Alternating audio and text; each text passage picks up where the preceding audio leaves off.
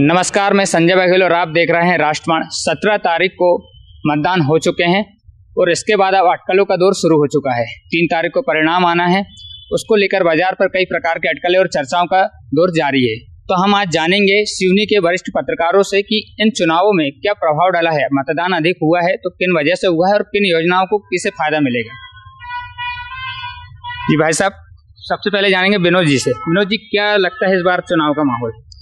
इस बार मतदान अधिक हुआ है तो चारों विधानसभा में स्थितियां अलग हैं। प्रदेश में भी स्थितियां परिवर्तन की लहर जैसे लोगों को लगी तो वो भी हो सकती है। इस बार लाडली बहनों का भी इफेक्ट होगा। ओपीएस की मांग कर्मचारियों ने की थी तो वो वोट कांग्रेस को चले गए, अधिकतर वोट ऐसे चले गए। तो ऐसा अपन अभी ये नहीं कह सकते कि किसकी गवर्नमेंट बनेगी, लेकिन पूरा मामला 50-50 पे अटका हुआ है। तो स्पष्ट स्थिति नहीं है। नहीं। तो इस बार चारों विधानसभा में, जैसे पिछली बार 2 भाजपा थी 2 कांग्रेस थी, इस विधानसभा चुनाव में क्या रुझान लगता है, किस प्रकार से देख रहे हैं? अभी तक जो रुझान है उस पर कहा जाता है कि 3 बड़ी सीटों में कांग्रेस आ सकती है। एक को लेकर कोई स्पष्ट नहीं कह पा रहा, वो भी अनुमान है। उसे ये नहीं कह सकते जो चर्चाओं में वही सही होगा। वोटिंग परसेंटेज बढ़ा है, वोटिंग बहुत अधिक हुई है। लाडली बहना चली, पर लाडली बहना का लाभ कितने को मिला यह तो वोटिंग के दिन ही जब परिणाम आएंगे जब बताया जाएगा। दूसरे में कर्मचारी वर्ग सरकार से कहीं ना कहीं नाखुश था, इसलिए कर्मचारी वर्ग की वोटिंग भी अधिक हुई है और उनका मतदान किधर गया है ये पेटी खुलने के बाद ही बताया। कि जहां तक सिवनी की बात है, सिवनी का चुनाव को लेकर भी स्पष्ट नहीं कहा जाता क्या है, क्योंकि बहुत सारे लोग चुनाव में खड़े थे, छोटे राजनीतिक दल ने, और यहाँ ये माना जा सकता है कि सिवनी और केवलारी यहाँ गोंडवाना इफेक्ट ज्यादा रहेगा। अब गोंडवाना कितना इफेक्ट करता है इसके बाद ही सिवनी का परिणाम डिसाइड हो सकता है, और ऐसे ही केवलारी है। परंतु सब दोनों दल अपनी अपनी जीत को लेकर बड़ा आंकड़ा बता रहे हैं कि हम कोई 30,000 से जीत रहा, कोई 40,000 से। अब जो भी निर्णय होना वो 3 तारीख को ही पता लगे क्या स्थिति रहती है। दोनों पार्टियों में असमंजस की स्थिति है। अजय जी, इस बार वोट परसेंट बढ़ने का क्या कारण हो सकता है? इस बार वोट परसेंट बढ़ने का कारण कांग्रेस आकलन लगा रही कि हमारी नारी सम्मान योजना है, भाजपा बोल रही है कि हमारी लाडली बहना योजना है। लेकिन चूंकि जो चीज मिला ही नहीं उसको लेकर वोट परसेंट बढ़ने की बात नहीं हो सकती। हमारा ये मानना है कि अगर लाडली बहना योजना ने काम करी है तो उसके कारण वोट परसेंट बढ़ा है। लेकिन अब सवाल ये पैदा होता है कि कितनी लाडली बहना हर विधानसभा में है और कितनी लाडली बहनों ने चुनाव में हिस्सा लिया है। चुनाव में अगर लाडली बहना ने बड़ा हिस्सा लिया है तो उसका फायदा कैसे मिलेगा ये भविष्य बता सकता है। जी, आपके संवाददाता अलग अलग जगह में बैठे हैं, तो अखिलेश जी, इस बार आपके चारों विधानसभा को लेकर क्या आकलन है? देखिए, इस बार का चुनाव परिणाम इस जिले में कई रिकॉर्ड बनाएगा और कई रिकॉर्ड तोड़ेगा। बात यदि हम सिवनी विधानसभा की करें तो सिवनी में यदि भाजपा प्रत्याशी दिनेश राय मुनमुन जीतते हैं तो वह मतलब लंबे समय से सिवनी विधानसभा में 2 बार के बाद तीसरी बार विधायक जीतने वाला कोई नहीं है, तो ये रिकॉर्ड तोड़ेंगे। यदि आनंद कांग्रेस के चुनाव जीतते हैं तो 32 सालों का कांग्रेस का सूखा खत्म करके वो एक रिकॉर्ड बनाएंगे। बात बरघाट विधानसभा की होगी तो जब से आरक्षित सीट हुआ है वहां 2 बार कमल मर्सकोले जी विधायक रहे हैं, तीसरी बार के चुनाव में अर्जुन काकोड़िया जी विधायक बने। यदि इस बार भी अर्जुन काकोड़िया विधायक बनते हैं तो वह कमल मर्सकोले के रिकॉर्ड की बराबरी करेंगे। यदि कमल मर्सकोले चुनाव जीतते हैं तो एक नया रिकॉर्ड बनाएंगे। यदि बात केवलारी विधानसभा की जाएगी, केवलारी में यदि राकेश पाल सिंह चुनाव जीतते हैं तो एक नया रिकॉर्ड बनाएंगे कि वहां पे भाजपा तो लंबे समय से जीत ही नहीं रही थी बल्कि इस बार रिपीट करेंगे। यदि रजनीश सिंह चुनाव जीतते हैं तो हारने के बाद, जैसे कि वो उनके पिताजी का गढ़ रहा है, इसके बावजूद भी उनको चुनाव में करारी हार का सामना करना पड़ा है, तो इस बार यदि वो चुनाव जीतते हैं तो वो कम से कम ये होगा कि वो अब बैकअप कर रहे हैं। यदि बात लखनादौन विधानसभा की जाएगी, यदि लखनादौन में योगेंद्र सिंह बाबा चुनाव जीतते हैं तो अपनी माँ उर्मिला सिंह के चुनाव जीतने के रिकॉर्ड की बराबरी करेंगे। उनकी माता जी ने भी 3 विधानसभा चुनाव जीते थे उन्होंने। एक प्लस उनके साथ ये होगा कि वो लगातार तीसरी बार जीतेंगे चुनाव, जबकि उनकी माता जी एक बार चुनाव हार चुकी थी, फिर उसके बाद तीसरी बार चुनाव जीतेगी। तो ये रिकॉर्ड की तोड़ने और रिकॉर्ड की बराबरी करने वाला ही चुनाव का परिणाम आएगा इस बार। बात दरअसल यदि ये की जाए कि परिणाम किसके पक्ष में आएगा तो ये इस बार कई जगह विधानसभा में अप्रत्याशित परिणाम आने वाले हैं। आप 3 दिसंबर को देखिएगा, कई आपको चौंकाने वाले परिणाम देखने को मिलेंगे। तो आने वाले समय में चौंकाने वाले प्रमाण मिलेंगे। लिमटी जी हैं, वरिष्ठ पत्रकार हैं, तो इस बार चुनाव में क्या किस प्रकार से देखा जा रहा है? चुनाव अगर देखा जाए तो पूरे प्रदेश में चुनाव फंसा हुआ है। कोई दावे से नहीं कह सकता कि कौन सा राजनीतिक दल बहुमत में आएगा। जिले के परिप्रेक्ष्य में अगर आप देखेंगे तो जिले में भी कोई बहुत दावे के साथ नहीं कह पा रहा है कि किस दल का प्रत्याशी विजयी होगा। इसके अलावा स्थानीय मुद्दे अगर देखें आप तो स्थानीय मुद्दे पूरे प्रदेश में डिस्ट्रिक्ट लेवल के, जिला स्तर के स्थानीय इन मुद्दों पर कोई भी किसी ने भी जोर नहीं दिया है।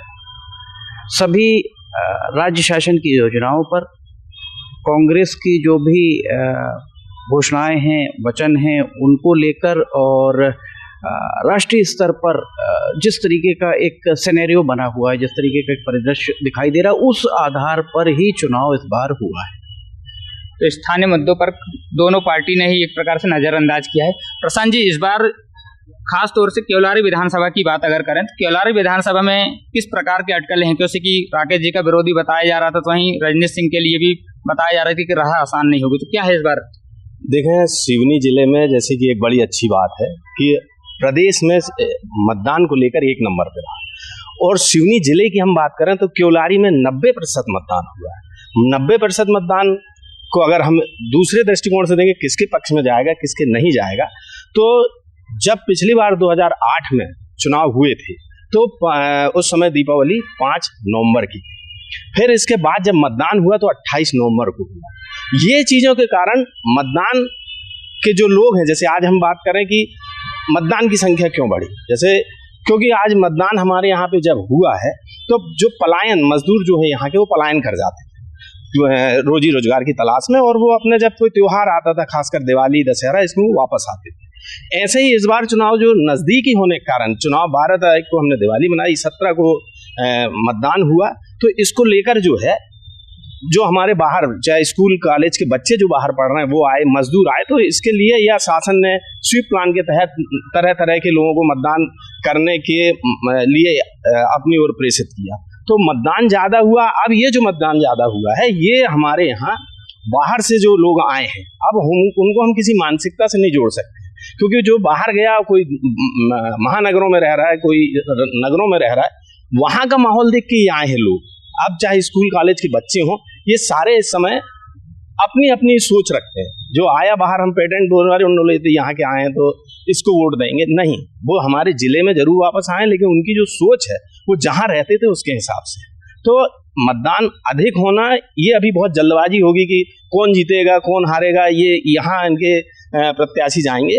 कहीं ना कहीं हमको एक अच्छे मतदान मिलने की उम्मीद है कि जो लोग बाहर से आए हैं वो एक स्वतंत्र सोच के साथ आए हैं। ये पेटेंट वोटर, परंपरागत वोटर से हट के ये मतदान हुआ है, चौंकाने वाला रहेगा। और सिवनी जिले में हम बात करें तो सिवनी और केवलारी दो ऐसे विधानसभा क्षेत्र हैं जिनमें कांटे की टक्कर है, बड़ा रोचक मुकाबला हो रहा है, और अधिक मतदान होने से लोगों को रोचक परिणाम भी सामने मिलेंगे।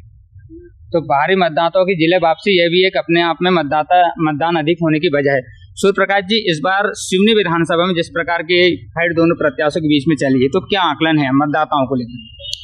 जिस तरह से सिवनी विधानसभा में मतदान हुआ है और कांग्रेस व भाजपा ने जो प्रत्याशी अपने उतारे, बड़े सोच विचार के उतारे थे, चूंकि मतदान अधिक होने के साथ साथ शासकीय योजनाएं के बल पर भाजपा चुनाव लड़ रही है, और वहीं कांग्रेस ने अपने घोषणा पत्र के अनुसार जो योजनाएं लागू करना चाहते हैं उसको सामने रखा हुआ है। महत्वपूर्ण बात है कि कमलनाथ का चेहरा देखकर कांग्रेस ने चुनाव लड़ा है, और आने वाले समय में किन योजनाओं को लेकर वो आने वाले हैं, ये उनका मोटो रहा है। तो कहने का आशय ये है कि अभी जो मतदान का प्रतिशत बढ़ा है उससे स्थितियाँ स्पष्ट नहीं है कि किस तरफ मतलब मतदान ज़्यादा गया होगा। और दूसरी चीज़ ये भी कहा जा सकता है कि सिवनी विधानसभा का जो वोटर है, जो कि निर्णायक स्थिति में रहता है, बागरी और कुर्मी समाज का, वही निर्णायक स्थिति क्रिएट करता है कि कौन विधायक होगा हमारा। और इस बार दोनों ही राजनीतिक दलों ने इन दोनों वर्गों को साधने का प्रयास किया था, यही निर्णायक स्थिति क्रिएट करेंगे कि आगामी विधायक कौन हो। कुर्मी और बागरी जो वोटर है वह इस बार निर्णायक स्थिति में रहेगा। हर हमेशा यह आकलन लगाया जाता है कि कुर्मी बागरी वोट जिस तरफ पलटता है उस ओर विधायक बन जाता है।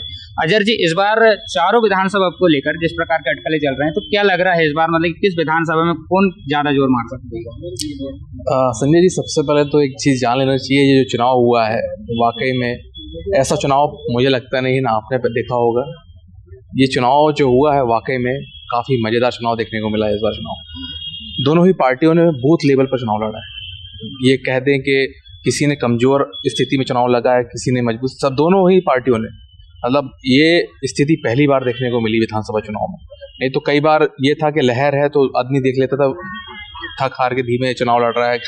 दोनों ही पार्टियों में, सभी चारों विधानसभाओं में जैसे चुनाव लड़ा जाता है, पहले एक देखा जाता है कि भारतीय जनता पार्टी में चुनाव लड़ने की एक रूपरेखा तय होती थी।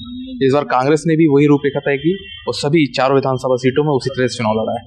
अगर शुरुआती क्या चुनाव के पहले जो स्थिति थी वो वर्तमान में बदल गई है। चुनाव के बाद जब फीडबैक ले रहे हैं दोनों ही प्रत्याशी, बूथ लेवल का फीडबैक ले रहे हैं। ऐसा होता था कि एक क्षेत्र का फीडबैक ले लिया और बोल दिया जाता था चलिए हम इधर से आगे हैं। इस समय दोनों ही चारों विधानसभा के प्रत्याशी दोनों ही पार्टियों के बूथ लेवल पर फीडबैक ले रहे हैं, तो उनको भी अपनी स्थितियों का शुरुआती तौर पर आकलन हो गया। लेकिन ये आंकड़े जाहिर नहीं हो रहे हैं। ये आंकड़े इसलिए जाहिर नहीं हो पा रहे हैं क्योंकि निश्चित तौर पे बहुत कम समय बचा हुआ है मतगणना के लिए, तो हो सकता है उससे सीधे तक किसी प्रकार का आकलन करना थोड़ा जल्दबाजी होगी, क्योंकि ईवीएम में जो वोट पड़ गए हैं उनका स्थिति का आकलन कर पाना थोड़ा असमंजस की, क्योंकि इतना अधिक मतदान होना कोई भी स्थिति को बिल्कुल स्पष्ट नहीं कर पा रहा है कि किस पक्ष में किसका वोट किसने कहाँ किया होगा। क्योंकि योजनाओं की बात कहें, दोनों ही पार्टियों ने अच्छी योजनाएं लाया था, अच्छा पैकेज दिया था, हर चीज़ें अच्छी तरीके से बताई गई सब लोगों ने। हो सकता है कि असर हुआ होगा दोनों ही पार्टियों में, लेकिन अब शुरुआत देखिए, सबसे पहले सिवनी विधानसभा क्षेत्र जैसे आपने प्रश्न पूछा है, यहाँ आपको पता है कि एक नए चेहरे को लाई कांग्रेस पार्टी ने। जब प्रत्याशी बनाया गया तो उस स्थिति में सभी ने उनको 30% आकलन में थे और 70% में बीजेपी के प्रत्याशी मनमोहन राय थे। चुनाव प्रचार के बाद जैसी स्थिति बदली तो थोड़ा ग्राफ उनका ही बदला, लेकिन अभी वर्तमान में जो मतगणना हो, मतलब मतदान के बाद जो स्थिति है उसका आकलन थोड़ा सा, लेकिन ये जरूरी है कह सकता हूँ कि चुनाव लड़ने की जो प्रक्रिया थी समय समय पर परिवर्तित हुई। संगठनों ने भी अच्छा काम किया और प्रत्याशी ने भी अच्छा अपना जिस तरीके से चुनाव लड़ा था लड़ा, लेकिन अब यह है कि अब इंतजार करना जरूरी है। किसी चीज़ का जल्दबाजी होगा आकलन करना। यह है कि चुनाव जो भी जीतेगा वो अनुभवी व्यक्ति चुनाव जीतेगा सिवनी विधानसभा क्षेत्र से। बाकी दो जो आदिवासी आरक्षित सीटें हैं, एक बरघाट और लखनऊ, इन जगहों पर जो आदिवासियों के पर्सनल मुद्दे हैं वो हमें साथ ही रहे हैं। भारतीय जनता पार्टी इस चीज़ को शायद उतना कैश नहीं करा पाई है, तो हो सकता है इन सब चीज़ों का इन दोनों सीटों में देखने को मिलेगा। बात केवलारी की करते हैं। केवलारी में जो मौजूदा विधायक थे उनको लेके कई तरह की अटकलें थी संगठन का, और उनका बीच में थोड़ा सा गैप है, ये सारी चीज़ें, ऐसा कुछ नहीं था। चुनाव उन्होंने भी बहुत अच्छा लड़ा। जो कांग्रेस के प्रत्याशी थे उन्होंने भी बहुत अच्छी तरीके से चुनाव लड़ा। अब ये है कि चुनाव में बहुत नज़दीकी मामला रहेगा, लेकिन जीत हार का तो जो फैसला होगा आगामी 3 तारीख को ही होगा।